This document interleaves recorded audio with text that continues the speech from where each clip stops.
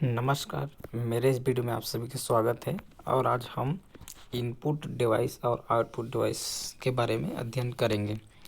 तो input device और output device ये जो बहुत लंबा है कहिए, ठीक, तो इसमें एक वीडियो में नहीं हो पाएगा। इस वजह से आज की वीडियो में हम इनपुट डिवाइस के बारे में जानेंगे, फिर उसके बाद आउटपुट डिवाइस के लिए एक और अलग से वीडियो बनाएंगे। तो सबसे पहले हम इनपुट डिवाइस को देखते हैं इसमें, और आउटपुट डिवाइस के लिए और नेक्स्ट वीडियो आएगा। तो इनपुट डिवाइस क्या है? वे समस्त युक्तियाँ या यंत्र या मशीन जिनके द्वारा कंप्यूटर में डाटा, आंकड़े, सूचना और निर्देश प्रविष्ट किया जाता है। वे डिवाइस जिनके माध्यम से कंप्यूटर के अंदर डाटा भेजा जाता है उसे इनपुट डिवाइस कहते हैं। तो इनपुट डिवाइस से ऐसा है कि वे मशीन या वे यंत्र जिसके द्वारा बाहर की जानकारी को, ठीक है, जैसे कोई भी बाहर की जानकारी है उसको हम कंप्यूटर के अंदर प्रवेश करा रहे हैं, तो जिसके माध्यम से हम कंप्यूटर के अंदर प्रवेश कराते हैं उसको बोलते हैं इनपुट डिवाइस। तो ये उदाहरण में क्या क्या ले सकते हैं, जैसे माउस है, माउस, स्कैनर, ये सब, और कीबोर्ड हो गया। कंप्यूटर में जो कीबोर्ड है उसमें हम बाहर में उसको लिखते हैं तो कंप्यूटर के अंदर लिखाता है। माइक्रोफोन हो गया, माइक्रोफोन जैसे मोबाइल में अभी जैसे मैं अभी बोल रहा हूँ तो किसके द्वारा अंदर जा रहा है, तो माइक्रोफोन, ठीक। तो ये क्या हुआ? ये हुआ इनपुट डिवाइस। और अभी आप देख सकते हैं ये इनपुट डिवाइस है, तो इसका वर्गीकरण इस तरह से इसको देखते हैं। तो एक पहला जो है डाटा एंट्री इनपुट डिवाइस। तो डाटा को जब एंट्री करते हैं और बाहर में कुछ डाटा है, कुछ भी, उसको एंट्री करते हैं, ठीक, तो इसको बोलते हैं डाटा एंट्री इनपुट डिवाइस। तो कौन है उसका उदाहरण देखते हैं। कीबोर्ड है, ठीक। तो कीबोर्ड एक इनपुट डिवाइस है। कैसा input device? Data entry input. Keyboard में हम कोई भी जो डाटा है, जैसे कुछ जोड़ना है तो कैलकुलेटर जैसे जोड़ना है, तो जो भी जोड़ना है उसको हम कीबोर्ड से प्रेस करते हैं। जैसे 500 और 500 जोड़ा है तो 500 पे लिखेंगे तो कीबोर्ड में 500 प्लस 500 प्रेस करेंगे, ठीक। तो हम क्या कर रहे हैं? एंट्री कर रहे हैं, तो इसको डाटा एंट्री कीबोर्ड। अगला है स्कैनिंग इनपुट डिवाइस। तो वैसे डिवाइस जिसमें डाटा को प्रविष्ट कराने के लिए स्कैन करते हैं, ठीक। तो इसके स्कैनिंग इनपुट डिवाइस, तो इसके क्या है? स्कैनर है, बार कोड रीडर है, ठीक, बार code reader, OMR, OCR, MICR, QR code reader, ये सब क्या है? स्कैनिंग इनपुट डिवाइस है। अगला है पॉइंटिंग इनपुट डिवाइस। तो पॉइंटिंग इनपुट डिवाइस में mouse, track ball, joystick, touch pad, touch screen, light pen, ये सब है। अगला है ऑडियो इनपुट डिवाइस। तो ऑडियो इनपुट डिवाइस में माइक्रोफोन, स्पीच रिकॉग्निशन, ये सब है, ठीक। और नेक्स्ट है वीडियो इनपुट डिवाइस। तो वीडियो इनपुट डिवाइस में डिजिटल कैमरा और वेब कैमरा, तो ये सब इनपुट डिवाइस है। अब इस सब इनपुट डिवाइस को हम एक एक करके देखते जाएंगे। तो सबसे पहले हम देखते हैं कीबोर्ड। पहला है कीबोर्ड। कीबोर्ड एक प्रचलित इलेक्ट्रोमैकेनिकल इनपुट डिवाइस है। तो कैसा कीबोर्ड कैसा इनपुट डिवाइस है? तो एक प्रचलित इलेक्ट्रोमैकेनिकल इनपुट डिवाइस जिसका प्रयोग कंप्यूटर में अल्फान्यूमेरिक डाटा डालने तथा कंप्यूटर को निर्देश देने के लिए किया जाता है। तो इसका प्रयोग जो है अल्फान्यूमेरिक डाटा को डालने और कंप्यूटर को निर्देश देने में किया जाता है, ठीक। कंप्यूटर को कुछ भी निर्देश देना होता है तो इस कीबोर्ड के सहारे भी दे सकते हैं। और अगला है कि कीबोर्ड पर टाइप किए जाने वाले डाटा कंप्यूटर मॉनिटर की स्क्रीन पर दिखाई देता है, ठीक।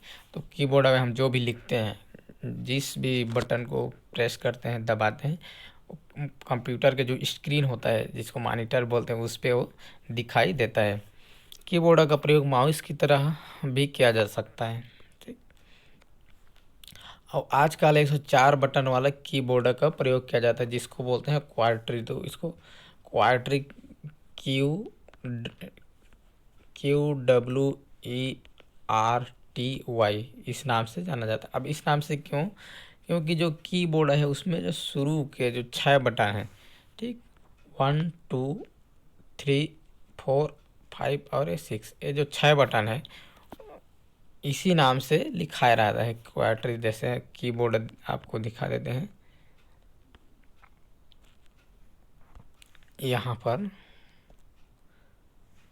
यहाँ पर देख सकते हैं QWERTY, ये जो शुरू है QWERTY क्वाड्री। ठीक, क्वाड्री इस वजह से इस नाम से जाना जाता है। ठीक, तो एक कीबोर्ड हुआ। और कीबोर्ड को किससे जोड़ते हैं? तो कीबोर्ड को PS2 प्लग स्टेशन 2 पोर्ट द्वारा CPU से जोड़ा जाता है। ठीक, CPU से जोड़ा जाता है। और आजकल जो है कीबोर्ड को USB द्वारा भी जोड़ा जाता है।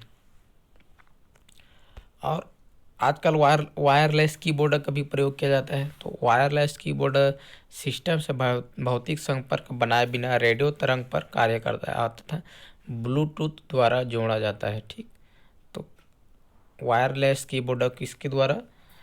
ब्लूटूथ द्वारा कंप्यूटर से जोड़ा जाता है। तो ये हुआ कीबोर्ड। अब देखते हैं कीबोर्ड के प्रकार। जो कीबोर्ड का प्रकार नहीं बोल सकते उसको, कीबोर्ड का प्रकार इसको बोल सकते हैं हम कीबोर्ड में जो की रहता है। ठीक, ये सब की जो है इसका प्रकार बोल सकते हैं। ठीक, एक कीबोर्ड है तो एक कीबोर्ड है तो इसमें जो जो की होता है उसको क्या नाम से जानते हैं। ठीक, तो जैसे यहाँ पर अल्फ़ा न्यूमेरिक के, न्यूमेरिक के, नंबर पैड ऐसे करके। ठीक, इसको कर्सर मूवमेंट, तो ये सब क्या क्या नाम से जानते हैं उसको देखते हैं। तो पहला है अल्फ़ा न्यूमेरिक की। अल्फ़ा न्यूमेरिक की इसके अंतर्गत A से Z तक तथा इसके ठीक ऊपर 0 से 9 तक की संख्या आती है।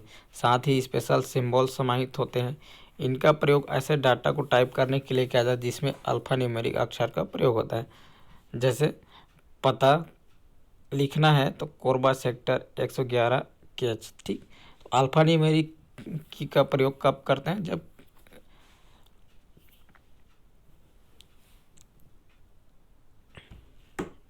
जहाँ पर इसका प्रयोग करना है, जैसे एड्रेस लिखना है। ठीक, तो अल्फ़ा न्यूमेरिक की ये हुआ। आप यहाँ पर देख सकते हैं यह है अल्फ़ा न्यूमेरिक की।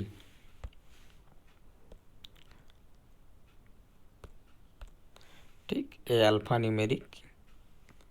तो इसमें क्या है देख सकते हैं आप, A से Z तक A से Z तक ये सब है ए।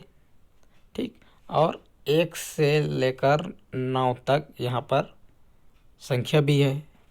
ठीक, और 0 भी है इसमें।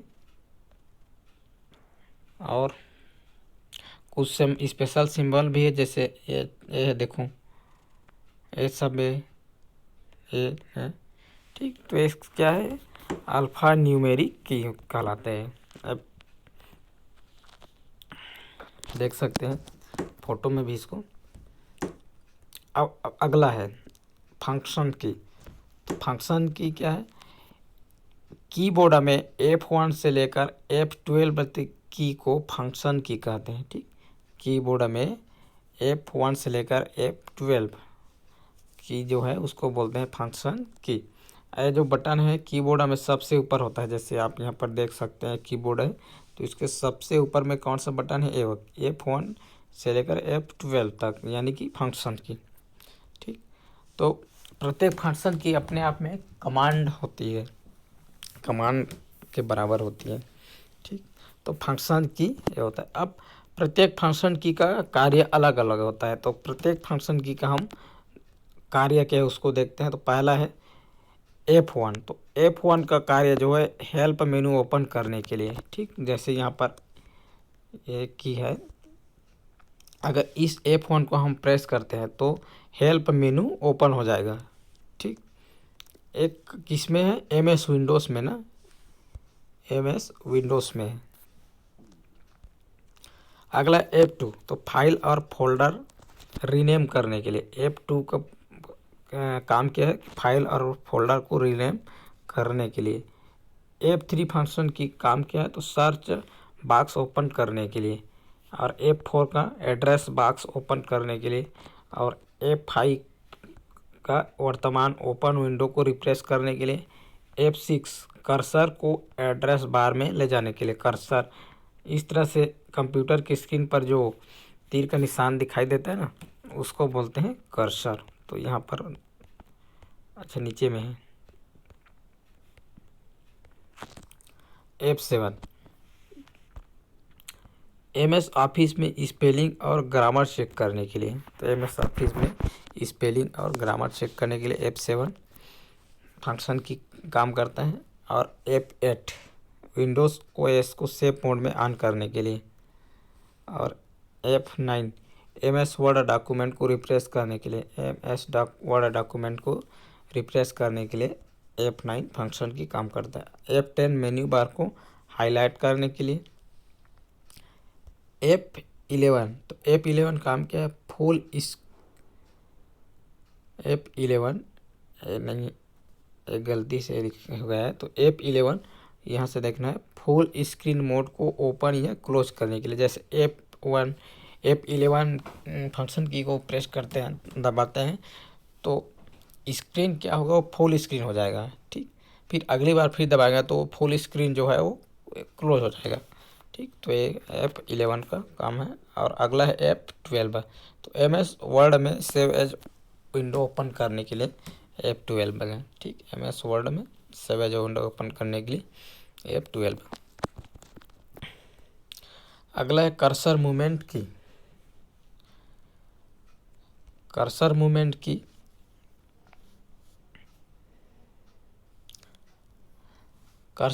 की चार कुंजी जिस पर तीर की आकृति होती है कर्सर मूवमेंट की कहलाती है, जिसे नेविगेशन की भी कहते हैं या डायरेक्शन की भी कहते हैं।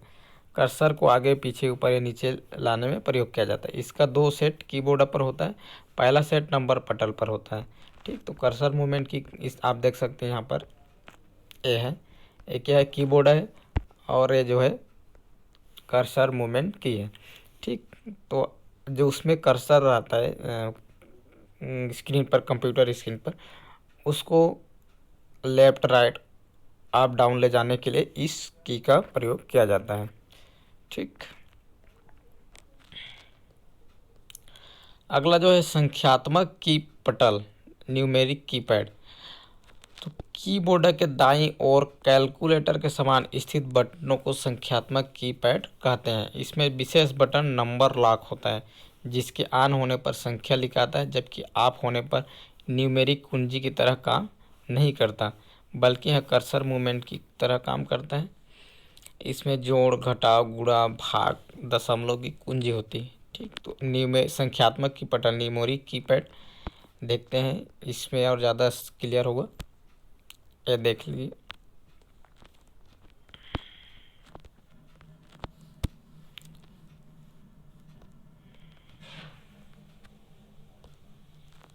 ठीक, ये है, ये न्यूमेरिक की पैड, ये जो 1 2 3 4 5 6 ऐसे लिखा है, ठीक, न्यूमेरिक की पैड। और इसमें आप देख सकते हैं प्लस, माइनस, एक गुणा और एक भाग का चिन्ह भी है इसमें, ठीक। तो इस तरह से ये है न्यूमेरिक कीपैड। और इसमें ये जो है न्यूमेरिक लॉक है, ठीक, न्यूमेरिक लॉक।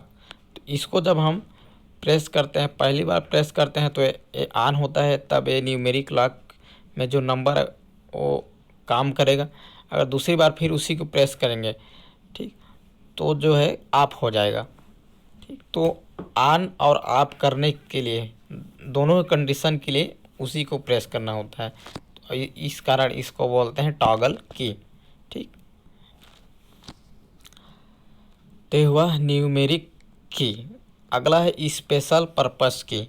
स्पेशल पर्पस की तो कंप्यूटर के कुछ बटन किसी खास उद्देश्य से बनाए जाते हैं, जिससे स्पेशल पर्पस की कहते हैं। तो स्पेशल पर्पस की के अंतर्गत ये सब आता है। देख लें, नंबर लॉक की, अभी जो देखे हो ये नंबर नहीं, न्यूमेरिक लॉक की बोल सकते हैं। कैप्स लॉक की, शिफ्ट की, टैब की, एस्केप, बैक स्पेस और एक डिलीट की। तो ये सब जो है स्पेशल पर्पस की है। और आप यहाँ पर स्क्रीन पर भी देख सकते हैं सब। ठीक, कौन कहाँ पर होता है। एस्केप की, इंटर, बैक स्पेस, यहाँ पे सब numeric lock, delete, shift, space bar, LT, caps lock, ये सब देख सकते हैं ये कहाँ पर होता है। ठीक, ये है कीबोर्ड है। तो अब इसको सभी को एक एक करके देखते हैं कि किसका काम क्या है। तो पहला है न्यूमेरिक लॉक की। तो न्यूमेरिक लॉक यहाँ एक टॉगल की तरह कार्य करता है। इसे ऑन करने के लिए और ऑफ करने के लिए दोनों ही स्थिति में इसी की को दबाना होता है। जब न्यूमेरिक लॉक की ऑन होता है तो नंबर पटल से संख्या अंकित होती है, और जब ऑफ होती है तो कर्सर मूवमेंट की तरह कार्य करता है। ठीक,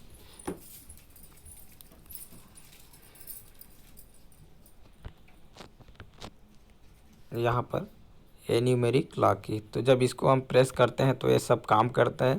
ठीक, यानी कि ऑन होता है तो जो नंबर है, लेकिन जब ऑफ रहता है तब भी नहीं करता। और ऑन और ऑफ करने के लिए दोनों कंडीशन में इसी को प्रेस करना होता है, इसी को दबाना होता है।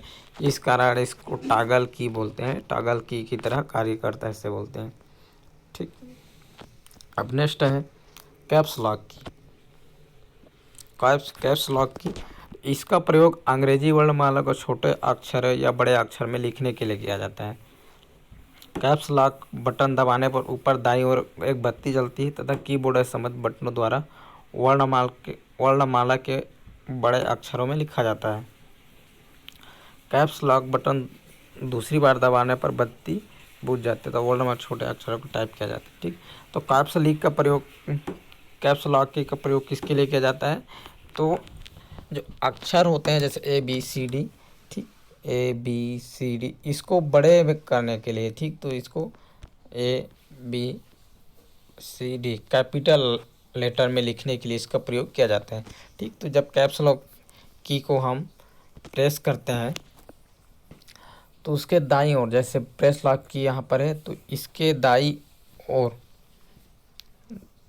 यहाँ पर, ठीक, क्या होता है, एक बत्ती जलता है।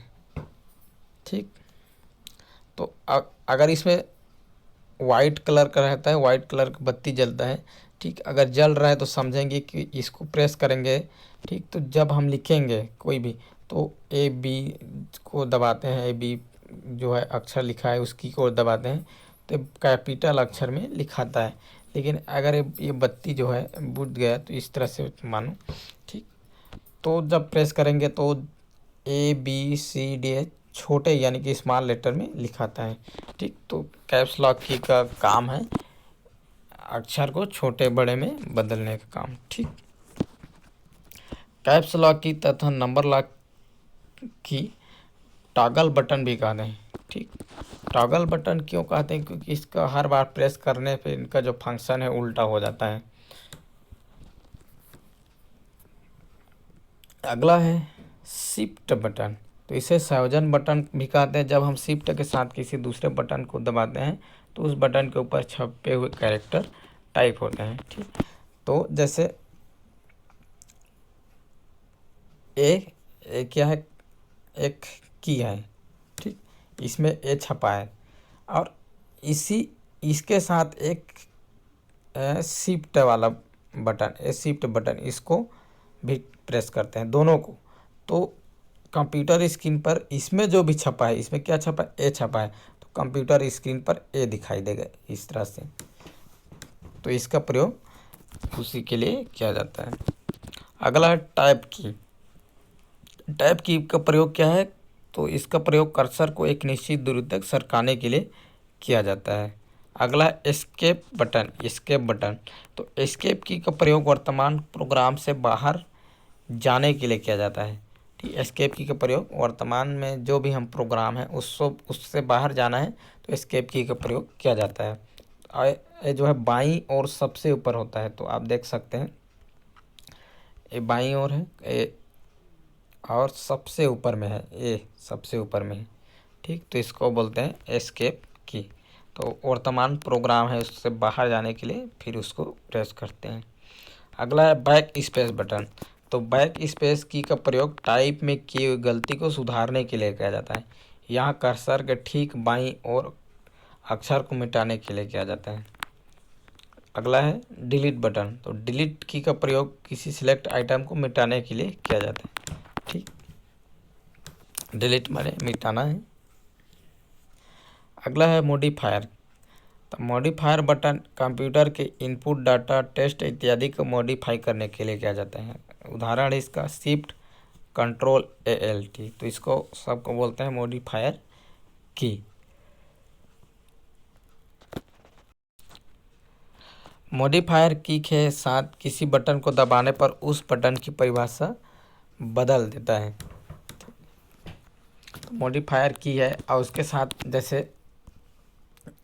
जैसे यहाँ पर हम कोई भी कैरेक्टर जैसे P, ठीक, अल्फ़ा न्यूमेरिक की में, अल्फ़ा न्यूमेरिक बटन में जैसे P को दबाएंगे तो कंप्यूटर स्क्रीन पर क्या देखेगा?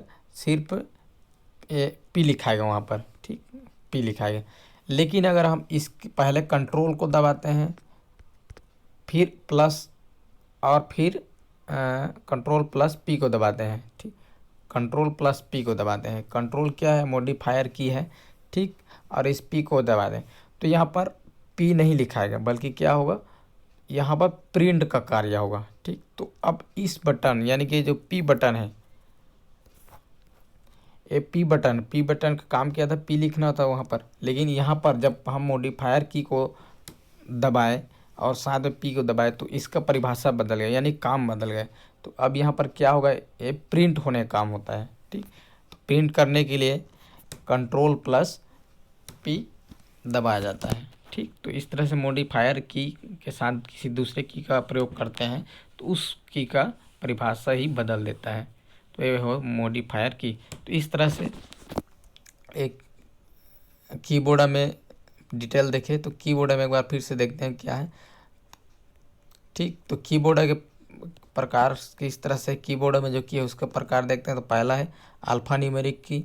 ठीक, अल्फ़ा न्यूमेरिक की आप यहाँ पर देख सकते हैं, ये है। ठीक, दूसरा है फंक्शन की। ये वाला फंक्शन की F1 से F12 तक देख सकते हैं फंक्शन की में क्या क्या काम है यहाँ पर। तीसरा जो है कर्सर मूवमेंट की, आप कर्सर मूवमेंट की ये है, इसको देख सकते हैं। ठीक, अगला जो है संख्यात्मक की पटा, न्यूमेरिक कीपैड।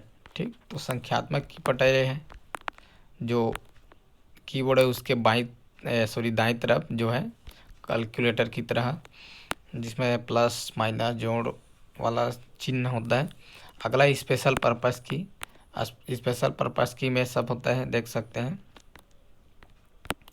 नेक्स्ट है न्यूमेरिक लॉक की।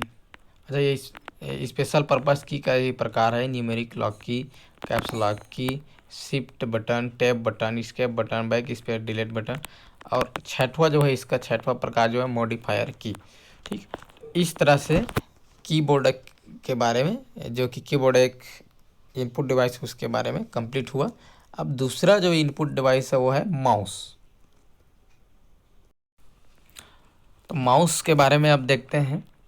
माउस एक इनपुट डिवाइस है।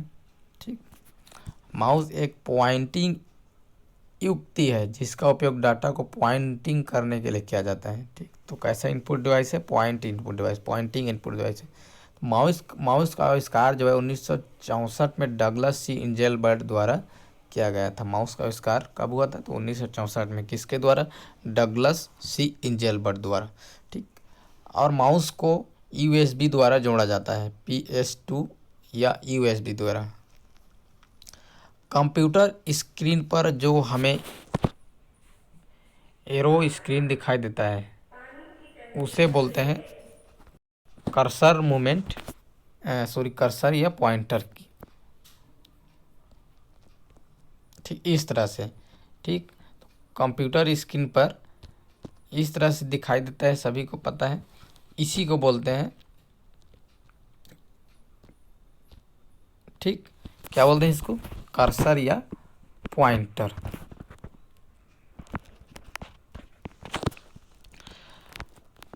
यहाँ पर देख सकते हैं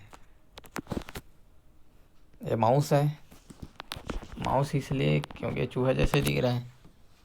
आरे है कर्सर, आए जो है नीचे में आप देख सकते हैं माउस का जो है सभी अक्षर का फुल फॉर्म है। अब माउस के प्रकार, तो माउस का जो है 3 तरह से उसको डिवाइड किया गया है। तो पहला जो है बेतार माउस, मैकेनिकल माउस और ऑप्टिकल माउस। ठीक, तो इसको देखते हैं क्या अब प्रकार को डिटेल से। सामान्यतः कीबोर्ड तथा माउस को तार के जरिए कंप्यूटर मदरबोर्ड से जोड़ा जाता है। तो माउस को कैसे जोड़ा जाता है, तार के द्वारा जोड़ा जाता है। किससे जोड़ा जाता है, कंप्यूटर मदरबोर्ड से। लेकिन वर्तमान में बेतार कीबोर्ड तथा माउस का प्रचलन बढ़ गया है। ठीक, तो आजकल जो माउस है वो बिना तार वाला है, वायरलेस माउस है। इसमें कंप्यूटर के साथ सूचनाओं का आदान प्रदान रेडियो तरंग या इंफ्रारेड या ब्लूटूथ वाईफाई के जरिए होता है। ठीक, तो आजकल जो माउस है उसको इसके द्वारा जोड़ा जाता है, ज़्यादातर ब्लूटूथ या वाईफाई के द्वारा जोड़ा जाता है। ठीक, तो यही हुआ बेतार माउस। तो बेतार माउस कैसे कार्य करते हैं इसको देख लेते हैं। बेतार कीबोर्ड या माउस में एक ट्रांसमीटर तथा एक रिसीवर होता है। ठीक, तो बेतार कीबोर्ड भी आजकल है और माउस भी है। तो उसमें एक ट्रांसमीटर होता है और एक रिसीवर होता है। ट्रांसमीटर कीबोर्ड या माउस के भीतर होता है। तो ट्रांसमीटर जो है कहाँ होता है, तो यहाँ पर माउस की बात करें तो माउस में होता है कहते हैं। ठीक, तो ट्रांसमीटर माउस में होता है और ये रिसीवर कहाँ होता है, तो रिसीवर जो है यूएसबी द्वारा कंप्यूटर मदरबोर्ड से जुड़ा होता है। ठीक, यूएसबी द्वारा किससे जुड़ा होता है, कंप्यूटर मदरबोर्ड से। ट्रांसमीटर माउस द्वारा उत्पन्न संकेत को रेडियो तरंग में बदलकर रिसीवर तक भेजता है। ठीक, तो ट्रांसमीटर का काम क्या है कि माउस में जो भी संकेत उत्पन्न हो रहा है उसको रेडियो तरंग में बदलना और रेडियो तरंग में बदल कर रिसीवर तक भेजना है। ठीक, उसे पुनः संकेत में बदलकर कंप्यूटर को देता है। तो रिसीवर संकेत में बदल लेता है और फिर कंप्यूटर को देता है। ठीक, तो एक बार इसको फिर से समझते हैं।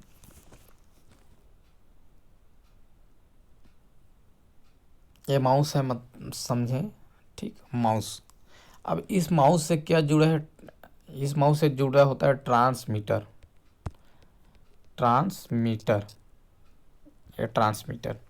ठीक, अब इस माउस को हम प्रेस करते हैं जो भी कार्य कराना चाहते हैं। ठीक, तो अब उसमें संकेत उत्पन्न हुआ। अब वो संकेत कहाँ आ गया, ट्रांसमीटर में आ गया। जब हम इसको प्रेस किए तो उसमें जो संकेत है, जो भी काम है उसको प्रेस किए। ठीक, तो इसमें आ गया, वो आ गया ट्रांसमीटर में। अब ट्रांसमीटर उस संकेत को रेडियो तरंग में बदल देगा। ट्रांसमीटर किस में बदलेगा, रेडियो तरंग, रेडियो तरंग।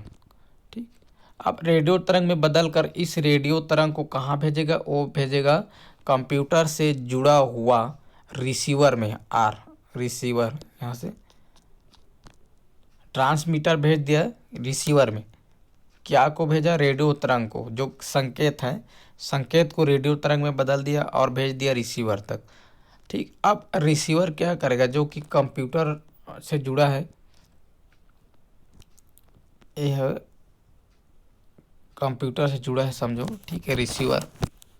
अब इसको रिसीवर रेडियो तरंग को फिर से संकेत में चेंज कर देगा। ठीक, फिर से संकेत में चेंज करेगा और भेज देगा इस कंप्यूटर को, जो कि मदरबोर्ड से जुड़ा है रिसीवर। ठीक, तो इस तरह से काम होता है। फिर से इसको एक बार और, माउस में जुड़ा होता है ट्रांसमीटर। ठीक, और रिसीवर जो जुड़ा होता है वो कंप्यूटर मदरबोर्ड से जुड़ा होता है। तो माउस में जो संकेत मिलता है वो आता है ट्रांसमीटर तक आता है। ट्रांसमीटर, माउस का संकेत ट्रांसमीटर में आया, ट्रांसमीटर उस संकेत को रेडियो तरंग में बदला। अब रेडियो तरंग को भेज दिया इस रिसीवर के पास, रिसीवर जो कि जुड़ा है मदरबोर्ड से।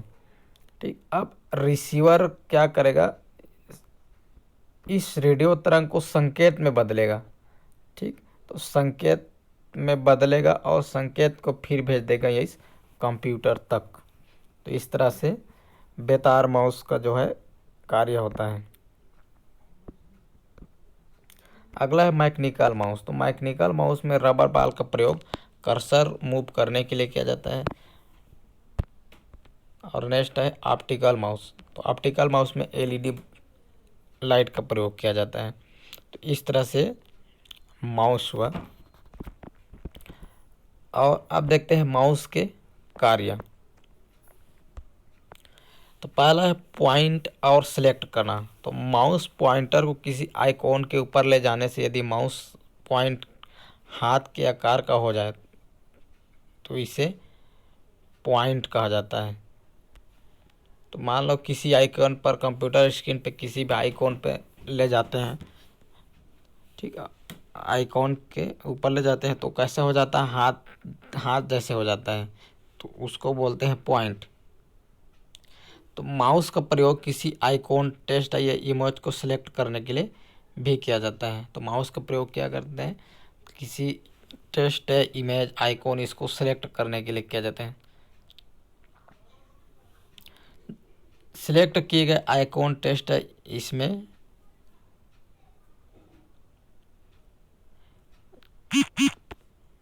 इमेज के रंग में तत्काल परिवर्तन दिखाई देता है। यहाँ पर थोड़ा सा गलत है, ये टूट नहीं है। तो इसमें है सिलेक्ट किए गए आइकन, टेक्स्ट या इमेज है। ठीक, इसमें नहीं, या इमेज के रंग में तत्काल परिवर्तन होता है। तो इसको देख लेंगे। सिलेक्ट किए गए आइकॉन, टेक्स्ट या इमेज के रंग में तत्काल परिवर्तन दिखाई पड़ता है। टाइपिंग में थोड़ा मिस्टेक हुआ। अगला है सिलेक्ट किए गए ऑब्जेक्ट को हम कॉपी, कट, पेस्ट, डिलीट कर सकते हैं। ठीक, तो है पॉइंट और सिलेक्ट करना। अगला है क्लिक। इसे सिंगल क्लिक या लेफ्ट क्लिक भी कहा जाता है। अगला जो क्लिक है उसको सिंगल क्लिक या लेफ्ट क्लिक भी कहा जाता है। माउस के बाएं बटन को एक बार दबाकर छोड़ना क्लिक कहलाता है। ठीक, माउस है, उसके जो बाएं बटन है,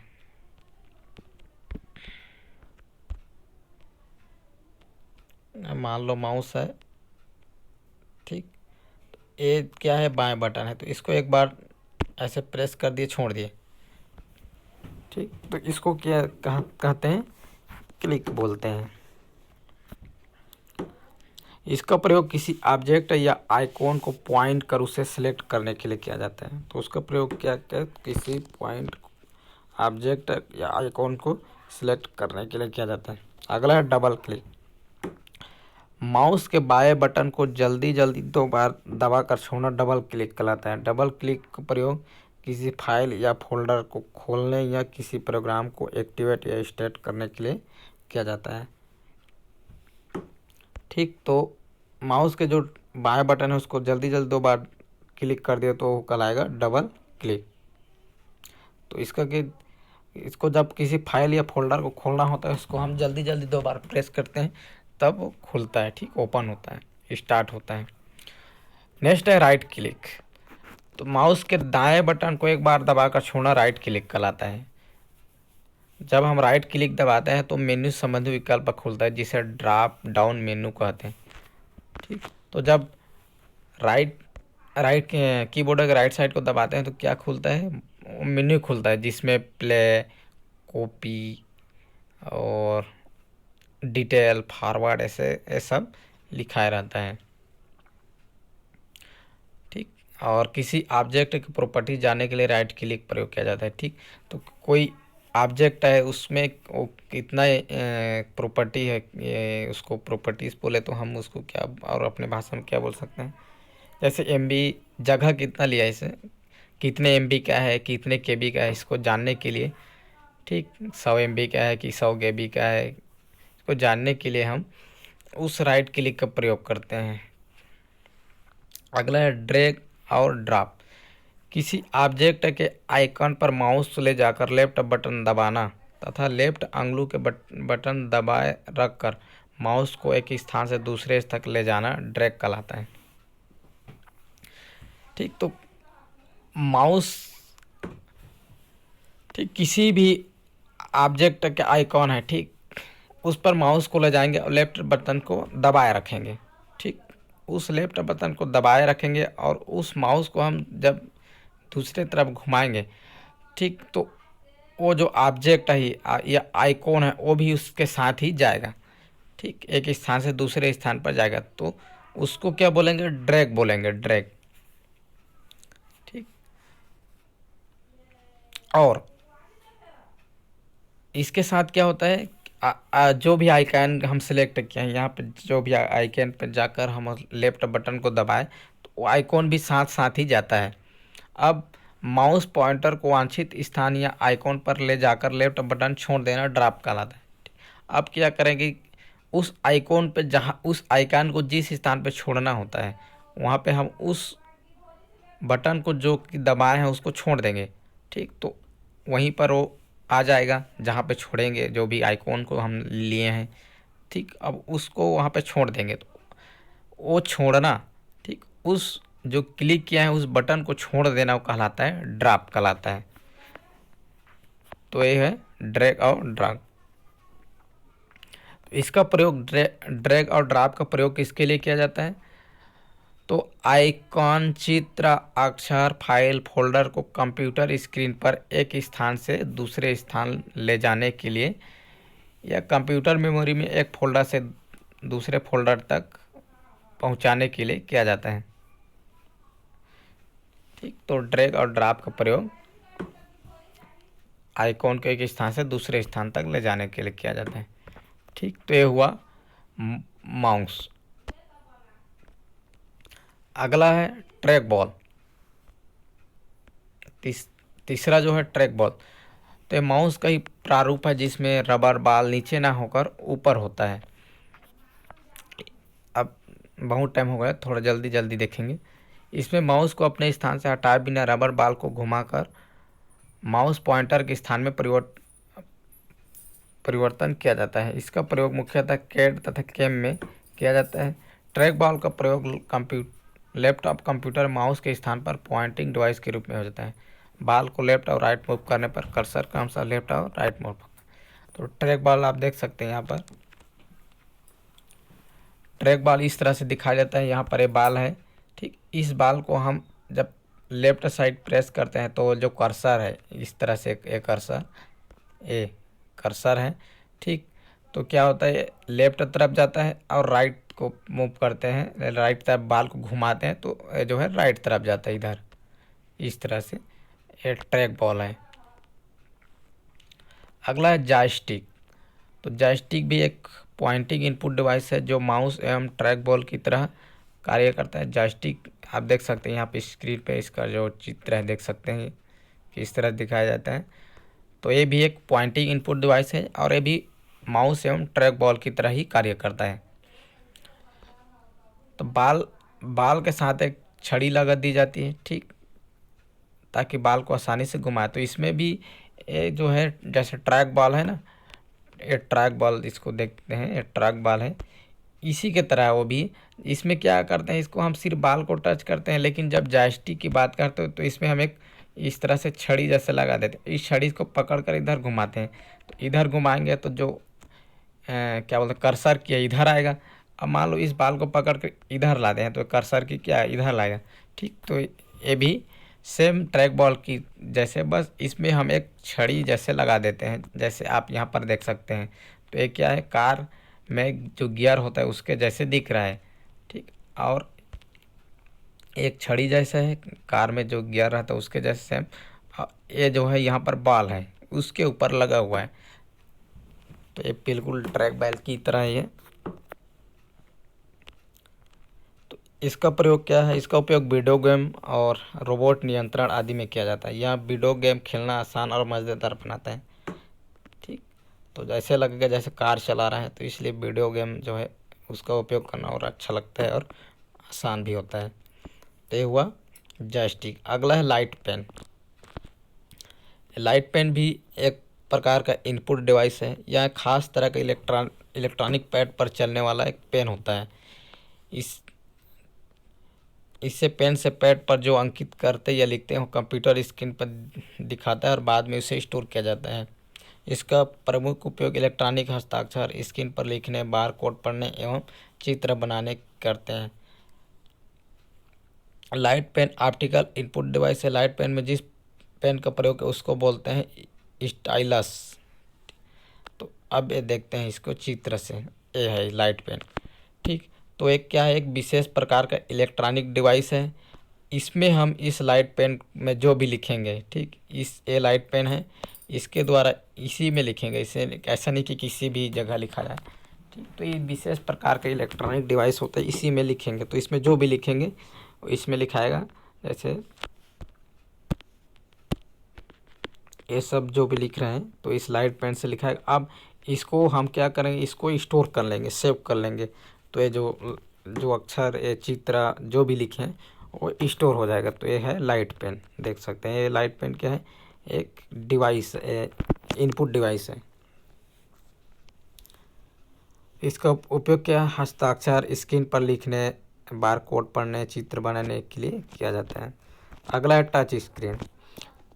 यह भी एक pointing input output device. Touch screen क्या है, तो पॉइंटिंग इनपुट डिवाइस है और साथ में टच स्क्रीन एक आउटपुट की तरह भी कार्य करता है।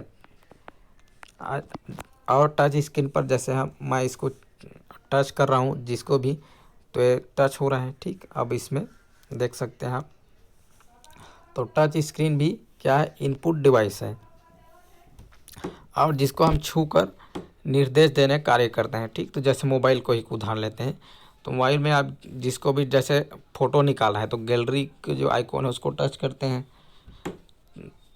तो छू कर क्या हो रहा है, निर्देश मिल रहे हैं उसको। अब टच स्क्रीन में क्या होता है, किरणें घूमते रहते हैं, ठीक। तो टच स्क्रीन में कौन सा किरणें, तो इंफ्रारेड किरणें। टच स्क्रीन में इंफ्रारेड किरणें स्क्रीन पर घूमती रहती है। जब स्क्रीन को छूते हैं तो किरणें की गति प्रभावित होती है, जिसे कंप्यूटर द्वारा डिकोड कर ली जाती है, ठीक। अब इसका उदाहरण क्या है टच स्क्रीन का, एटीएम है और स्मार्टफोन है, कंप्यूटर भी है, ठीक। तो टच स्क्रीन का एक अच्छा उदाहरण जो है आपका मोबाइल है। आप देख सकते हैं ये टच स्क्रीन है, ठीक। तो इसको हम जिस जिस जगह को भी टच करेंगे वो काम करेगा, ठीक। ये कैमरा है तो कैमरा को टच करेंगे, कैमरा ओपन होगा। तो इसमें क्या होता है, टच स्क्रीन में इंफ्रारेड किरण घूमते रहती है। जब टच करते हैं, जहाँ पे जिस जगह को टच करते हैं उस जगह पर वो कंप्यूटर जो है डिकोड कर लेता है, उसकी गति जो है प्रभावित होती है उस किरण की। तो इस तरह से टच स्क्रीन काम करता है। अगला है टच पैड। टच पैड यहाँ भी एक पॉइंटिंग इनपुट डिवाइस है जिसे हम छू कर निर्देश देने का कार्य करते हैं। लैपटॉप में कीबोर्ड के साथ एक आयताकार जगह होती है जहाँ हम अपनी उंगलियों से स्क्रीन के कर्सर को मूव करते हैं, यहाँ जगह टच पैड कहलाता है। लैपटॉप में माउस की जगह टच पैड का प्रयोग किया जाता है, ठीक। ये देख सकते हैं, ये क्या है, लैपटॉप है। तो इस तरह से इसको बोलते हैं टच पैड, ठीक। तो अब लैपटॉप में क्या होता है, हम इस वाले जगह को पकड़ के इधर उधर घुमाते हैं तो यहाँ पर जो कर्सर होता है वो घूमता है। तो आजकल माउस की जगह में इस टच पैड ही मतलब लैपटॉप में ही उपयोग होता है, ठीक। अब इस जो स्पेस है, आयताकार जगह है, इसी को बोलते हैं टच पैड, जो कि लैपटॉप में होता है, ठीक। तो आजकल इस लैपटॉप में माउस का भी प्रयोग कर सकते हैं। ठीक, यूएसबी द्वारा जोड़ लेते हैं और माउस का भी प्रयोग किया जाता है। या फिर ये जो यहाँ पर ये टच पैड है, इसका भी प्रयोग करते हैं तो कर्सर को मूवमेंट करने के लिए। ठीक, तो इस तरह से हुआ टच पैड। अगला जो है स्कैनर। स्कैनर प्रमुख इनपुट डिवाइस है जो किसी चित्र, रेखा चित्र या टेक्स्ट को डिजिटल रूप में परिवर्तित कर मेमोरी में सुरक्षित रखता है। स्कैनर किसी भी हार्ड कॉपी की स्कैन करने के लिए प्रकाश बीम का प्रयोग करता है। स्कैनर के अंदर एक पतली पारदर्शी कांच होती है जिसके ऊपर हार्ड कॉपी को स्कैन करने के लिए रखा जाता है।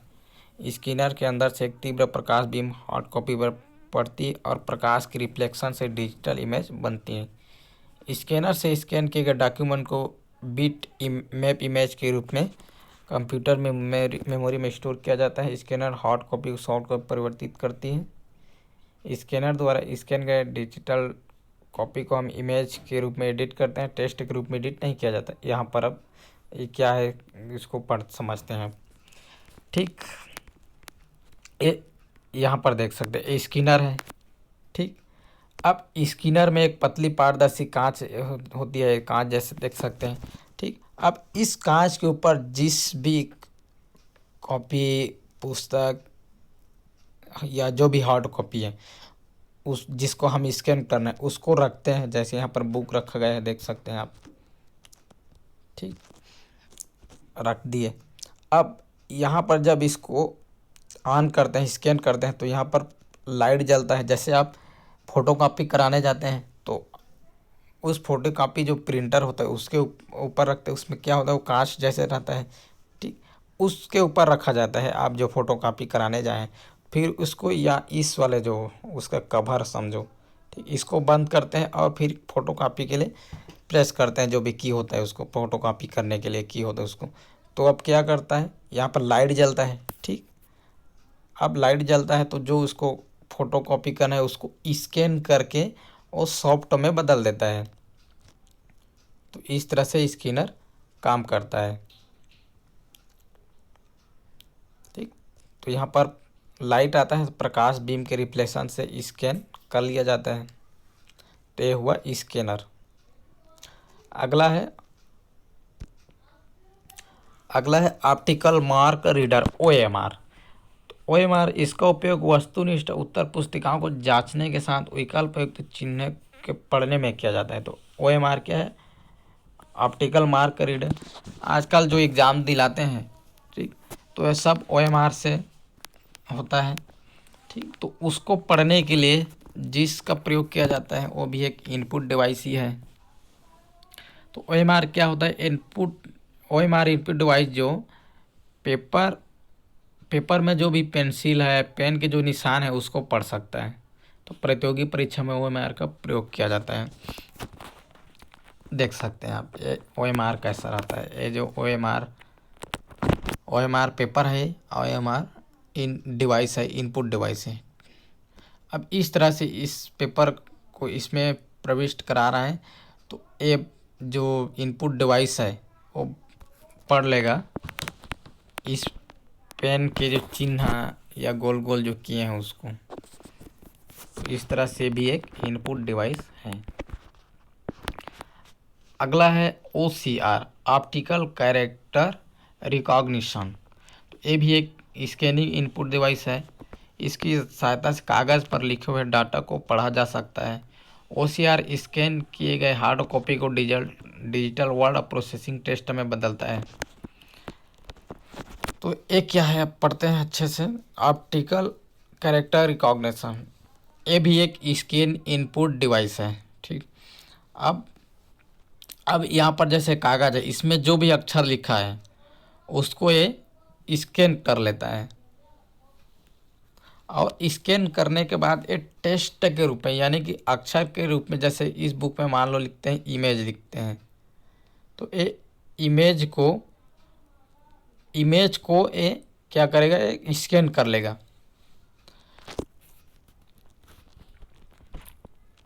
ठीक, और हम इस इमेज में भी एडिट कर सकते हैं। इस इमेज में क्या कर सकते हैं, इमेज में एडिट कर सकते हैं। जैसे इमेज है तो इसमें और कुछ जोड़ना है तो इमेज एस जोड़ना है तो एस डाल सकते हैं इसको इमेज। तो इस अक्षर में ही हम इस टेक्स्ट में एडिट कर सकते हैं, ठीक। और स्कैनर में क्या था, स्कैनर में और अच्छा स्कैनर और OCR दोनों में अंतर क्या है। तो स्कैनर में मान लो जैसे इमेज लिखा है और इसको हम क्या करिए कि स्कैनर द्वारा स्कैन किए, ठीक।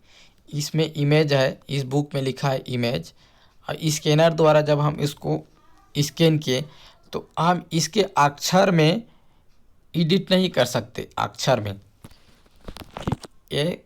ये पूरा जो है पेज को स्कैन करता है, ठीक। लेकिन OCR क्या करेगा, सिर्फ इस अक्षर को स्कैन करेगा, ठीक। OCR क्या करेगा, इस अक्षर को एडिट करेगा। तो हम इस अक्षर में भी एडिट कर सकते हैं, इमेज एस लिख सकते हैं, इसको मिटा सकते हैं। लेकिन स्कैनर में हम ऐसे नहीं कर सकते क्योंकि वो पेज को स्कैन करता है ना कि अक्षर को। तो स्कैनर और OCR ऑप्टिकल कैरेक्टर रिकॉग्निशन दोनों में यही अंतर है। एक बार फिर से बताता हूँ, स्कैनर में जो स्कैन किए गए डॉक्यूमेंट है उसको हम इमेज के रूप में एडिट कर सकते हैं, ठीक, अक्षर के रूप में नहीं। जबकि OCR में किया जाता है, स्कैन किया जाता है, उसको हम अक्षर के रूप में भी एडिट कर सकते हैं। तो ये दोनों मुख्य अंतर है। अगला है magnetic ink character recogniser MICR। इसका उपयोग बैंकर चेक के नीचे लिखे विशिष्ट कोड जो आयरन ऑक्साइड से लिखे होते हैं उन चेक्स को पढ़ने के लिए किया जाता है। इस कोड में 0 से 9 तक संख्या एवं विशेष चिन्ह कुल 14 कैरेक्टर का प्रयोग किया जाता है। यहाँ एक स्कैनिंग इनपुट डिवाइस है। तो MICR क्या है कि जो बैंक में जो चेक होता है ना उसको पढ़ने के लिए उपयोग किया जाता है इसका, MICR का, ठीक। तो बैंकर चेक नीचे एक विशिष्ट कोड होता है जो किसका लिखा होता है, आयरन ऑक्साइड में लिखे होते हैं, इसको पढ़ने के लिए किया जाता है। तो इस कोड में जो है 0 से 9 मतलब कि उसमें ये बैंक के जो चेक है उसमें 0 से 9 तक कि कोई अक्षर होता है और 4 विशेष चिन्ह होता है। तो मैग्नेटिक इंक कैरेक्टर रिकॉग्नाइजर का उपयोग है चेक कोड को पढ़ने के लिए, और एक इनपुट डिवाइस है, ये देख सकते हैं आप, ठीक। ऐसे होता है MICR। नेक्स्ट है बार कोड रीडर। बार कोड रीडर आप यहाँ पर देख सकते हैं, ये बार कोड है। इसको पढ़ने के लिए जिस इनपुट डिवाइस का प्रयोग किया जाता है उसको बोलते हैं बार कोड रीडर।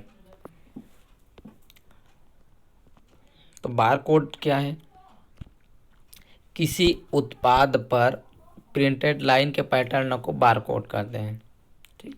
तो कुछ सामान है उसके ऊपर इस तरह से रीड लाइन रहता है जिसको बोलते हैं बार कोड।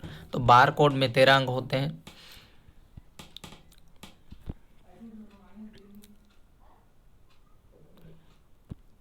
इन सूचनाओं को बार कोड रीडर की सहायता, माने इसमें जो सूचना है इसको बार कोड रीडर की सहायता से कंप्यूटर में डालकर उत्पाद वस्तु के प्रकार आदि का पता लगाया जा सकता है। तो बार कोड रीडर रहेगा, ठीक। द बार कोड रीडर देख लेते हैं क्या होता है, ये देख सकते हैं आप, ठीक। इसके द्वारा हम इसको इस बार कोड रीडर को पढ़ेंगे। अब कंप्यूटर में फिर उस कंप्यूटर में डाल देंगे उसको जो भी बार कोड में जानकारी है। तो अब उस कंप्यूटर में उस जो भी सामान है उसके बारे में पता चल जाएगा, किसके द्वारा, इस बार कोड रीडर द्वारा। बार कोड का आविष्कार किसने किया था, तो जोसेफ वुडलैंड तथा बर्नार्ड सिल्वर ने मिलकर किया था। और इसको प्रचलित करने का श्रेय एलन हैबरमैन को जाता है। भारतवर्ष में 1998 में national information industry work force ने सभी उत्पाद पर बार कोड प्रयोग जरूरी कर दिया, ठीक। तो भारत में कब जरूरी हुआ, एकदम जरूरी 1998, किसके द्वारा, national information industrial work force द्वारा। तो bar code reader laser beam का प्रयोग करता है, ठीक। तो बार कोड रीडर किसका प्रयोग करता है, लेजर बीम का। तथा परिवर्तित किरणें के द्वारा डाटा को कंप्यूटर में डालता है। इस तरह से देख सकते हैं, जब हम ये बार कोड रीडर का प्रयोग करते हैं इस बार कोड में, तो एक लाइट जलता है, सभी देखें, लेजर बीम। ठीक, तो अब उस डाटा को इसमें जो डाटा है उसको उसके द्वारा पढ़ा जाता है, फिर कंप्यूटर में डालते हैं, तो फिर जिसके ऊपर यानी जिस सामान के ऊपर भी बार कोड लिखा रहता है उसके बारे में वो सब जानकारी आ जाता है।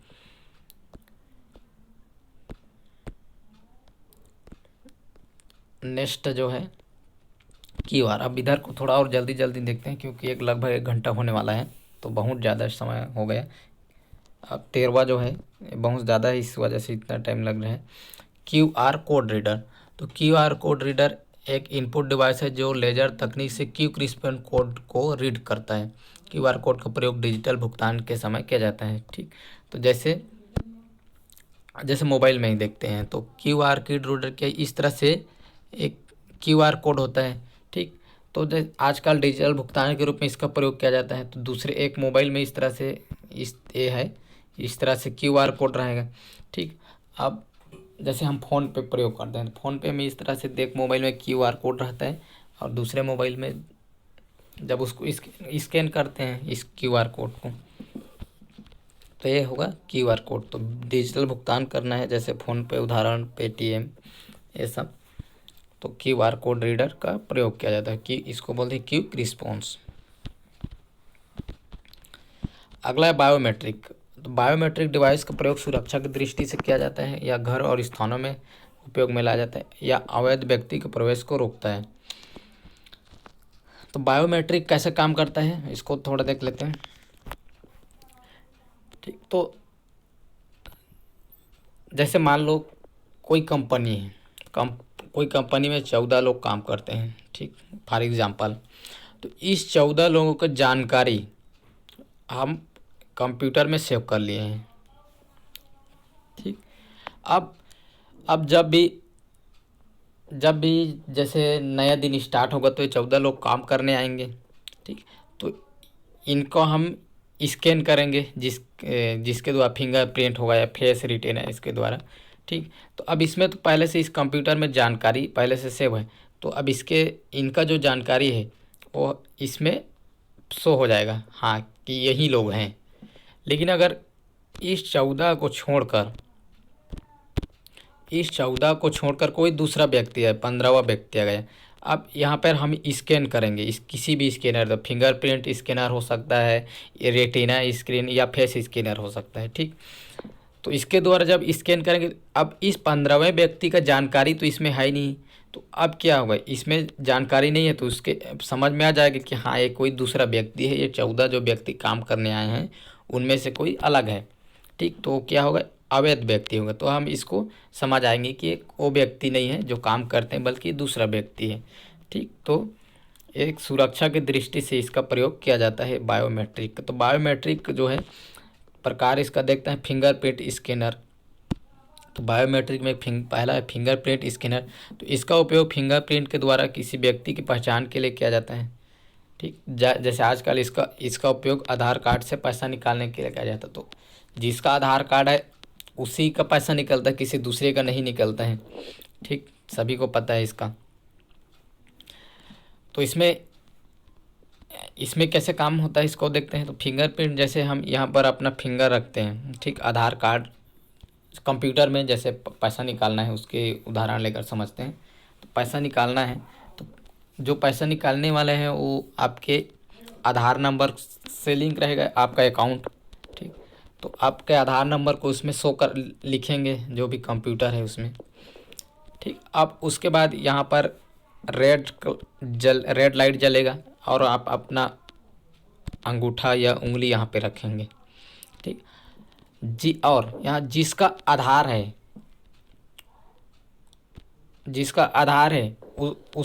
उसकी जानकारी जो है वहाँ पे कंप्यूटर में है, जिसके थ्रू पैसा निकाला जा रहा है, मोबाइल हो या कंप्यूटर हो उसके द्वारा पैसा निकाला है, तो उस कंप्यूटर में उसकी जानकारी है। ठीक, आधार जिसका भी है, आधार लिंक जिसका है, लेकिन अगर वो दूसरा व्यक्ति हो मान लो, ठीक, तो इस कंप्यूटर में जानकारी जो है और इस दूसरा व्यक्ति है उसकी जो उंगली है उसमें मैच नहीं हो रहा है, तो समझ में आ जाएगा कि ये कोई दूसरा व्यक्ति है। तो इस तरह से फिंगरप्रिंट का प्रयोग होता है।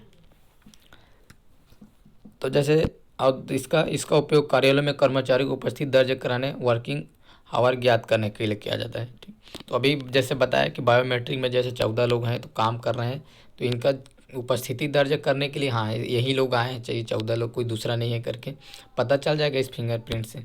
तो इस तरह से इसका प्रयोग किया जाता है। अगला फेस स्कैनर, तो इसका प्रयोग किसी व्यक्ति के चेहरे को स्कैन करने के लिए किया जाता है। इसमें जैसे आजकल क्या होता है, जैसे एग्ज़ाम दिलाने जाता है, कॉम्पिटिशन एग्ज़ाम, ठीक, तो उसमें भी फेस स्कैनर का प्रयोग किया जाता है। तो इस फेस स्कैनर कैसे काम करता है, तो फेस स्कैनर व्यक्ति के चेहरे के नाप के आधार पर डेटा इनपुट देता है। ठीक, तो फेस स्कैनर क्या, आँख और नाक के बीच की दूरी को मापता है। ठीक, तो फेस स्कैनर आँख और नाक के बीच की जो दूरी है उसको नापता है। ठीक, तो हर व्यक्ति का ये अलग अलग हो सकता है। तो इस वजह से फेस स्कैनर द्वारा पता लगाया जा सकता है कि ये व्यक्ति जो वही है या फिर कोई दूसरा व्यक्ति आ गया उसके जगह में। नेक्स्ट जो है रेटिना स्कैनर, तो इसका प्रयोग भी सुरक्षा के लिए किया जाता है। यह व्यक्ति की रेटिना को स्कैन करता है। ठीक, तो इस तरह से जो बायोमेट्रिक है 3 तरह से हुआ, कौन कौन सा, फिंगरप्रिंट, फेस स्कैनर और रेटिना स्क्रीन। अगला है डिजिटाइजर, तो लाइट पेन की मदद से डिजिटाइजर पर ड्राइंग, रेखा चित्र, मैप बनाया जा सकता है। जैसे कंप्यूटर डिजिटल रूप में इनपुट करते हैं, बाद में इसे एडिट या प्रिंट भी किया जा सकता है। ठीक, तो डिजिटाइजर कैसा है, यहाँ ए है डिजिटाइजर, ये जो है, ठीक, इसको बोलते हैं डिजिटाइजर। ये जो है लाइट पेन, इसके द्वारा, इस लाइट पेन के द्वारा हम इसमें जो भी लिखते हैं, ठीक, जो भी कुछ भी लिखें इसमें, तो ये कंप्यूटर में डिजिटल के रूप में सेव हो जाएगा। ठीक, अब इसको हम इसमें जो भी लिखे हैं, जैसे यहाँ पे लिख देते हैं इमेज, अब इससे कंप्यूटर में क्या होगा, सेव होगा। इस डिजिटाइजर है तो कंप्यूटर में सेव होगा। अब इसको हम क्या करेंगे, इसको प्रिंट भी कर सकते हैं, इसमें एडिट भी कर सकते हैं।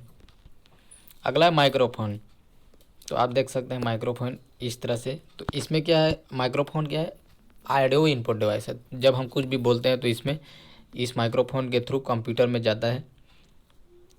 तो यह है ऑडियो इनपुट डिवाइस। कंप्यूटर में ध्वनि ऑडियो फॉर्मेट के डाटा को इनपुट करने के लिए उपयोग होता है। यहाँ ऑडियो इनपुट डिवाइस है। माइक ध्वनि तरंग को एनालॉग विद्युत तरंग में बदलता है। ठीक, तो बाहर में जो हम, जैसे मैं अभी यहाँ पर बोल रहा हूँ, तो ये क्या है, माइक्रोफोन जो है, मेरा जो आवाज़ है ध्वनि तरंग, उसको विद्युत तरंग, एनालॉग विद्युत तरंग में बदल दिया है। तो माइक या माइक्रोफोन का प्रयोग मल्टीमीडिया सॉफ्टवेयर में आवाज़ रिकॉर्ड करने में, ऑडियो फाइल तैयार करने में, इंटरनेट पर बातचीत करने में। तो इंटरनेट पर क्या कर रहा हूँ, मैं बातचीत कर रहा हूँ। ठीक, तो ये सब का प्रयोग किया जाता है। अगला है वेब या डिजिटल कैमरा, तो इसका उपयोग फ़ोटो या वीडियो लेकर कंप्यूटर में इनपुट के लिए किया जाता है। तो वेब या डिजिटल कैमरा का विशेष उपयोग ऑनलाइन वीडियो कॉलिंग हेतु किया जाता है। यहाँ एनालॉग प्रकाश सूचना को डिजिटल सूचना में बदलता है। तो आप देख सकते हैं इस तरह से होता है वीडियो कैमरा। अगला है स्पीच रिकॉग्निशन सिस्टम। यह एक प्रकार का इनपुट डिवाइस है जिसके माध्यम से बोलकर कंप्यूटर में डाला जाता है। हम जो भी बोलते हैं वो यहाँ बोले हुए डाटा टेक्स्ट रूप में बदल जाए। जैसे गूगल में है, तो गूगल में हम कुछ भी बोलते हैं तो वहाँ पे जो सर्च बार होता है उसमें लिखाया जाता है। ठीक, तो कौन सिस्टम, स्पीच रिकॉग्निशन सिस्टम कहिए उसको। ठीक, तो उस स्क्रीन पर लिखाते जाता है जो भी हम बोल रहे हैं। और ये लास्ट है, इसको जल्दी जल्दी देखते हैं क्योंकि बहुत ज़्यादा टाइम हो गए, 1 घंटा से भी ऊपर हो गया वीडियो, जो कि बहुत लंबा है। अब नेक्स्ट जो है last input device smart card reader है। तो इलेक्ट्रॉनिक कार्ड प्लास्टिक का बना एक कार्ड है जिसमें एक चिप या चुंबकीय पट्टी लगा होता है। इस चुंबकीय पट्टी में डेटा स्टोर किया जाता है जिसे कंप्यूटर से जुड़े इलेक्ट्रॉनिक कार्ड रीडर की सहायता से पढ़ा हुआ प्रोसेस किया जाता है। उदाहरण स्वाइप मशीन, जिसमें एटीएम कार्ड स्वाइप करते हैं। ठीक, तो अब क्या है, इसको समझते हैं। जैसे एटीएम है, तो एटीएम इस तरह से आप सभी देखे हैं। इसमें एक काले रंग का, इस तरह से काले रंग का एक पट्टी होता है, सभी देखे हैं उसमें। ठीक, तो इस पट्टी में जो भी जानकारी है वो सेव किया जाता है। इस तरह से सेव है। अब इस मशीन में, ये वाला जो मशीन है, यहाँ पर ऐसे करके, ऐसे करते हुए हम स्वाइप करते हैं। सभी देखें, दुकान में स्वाइप मशीन होता है, एटीएम है, और बैंक में स्वाइप मशीन इस तरह से होता है। अब स्वाइप करते हैं तो इस स्वाइप मशीन द्वारा इसमें जो भी जानकारी है उसको स्टोर कर लिया जाता है। ठीक, तो ये क्या है, स्मार्ट कार्ड रीडर। तो एक स्मार्ट कार्ड रीडर जो है, उस कार्ड में जो भी जानकारी है उसको पढ़ लेते हैं, और उसके बाद जैसे पैसा निकालने का काम है तो अपना फिर बाकी इधर निर्देश जो भी देना होता है उसको दिया जाता है। ठीक, तो ये है स्मार्ट कार्ड रीडर। तो एक इनपुट डिवाइस है। ठीक, और स्मार्ट कार्ड रीडर एक इनपुट डिवाइस जो एटीएम में जो भी जानकारी है उसको इनपुट करता है, अपने अंदर प्रवेश करता है। ठीक, तो इस तरह से आज के वीडियो में हम इनपुट को डिटेल तरह से देखें। अब जो अगला वीडियो है उसमें हम आउटपुट के बारे में जानेंगे। तो वीडियो अच्छी लगी हो तो लाइक कर दीजिए, और चैनल में पहली बार आए तो चैनल को सब्सक्राइब ज़रूर कीजिए। धन्यवाद।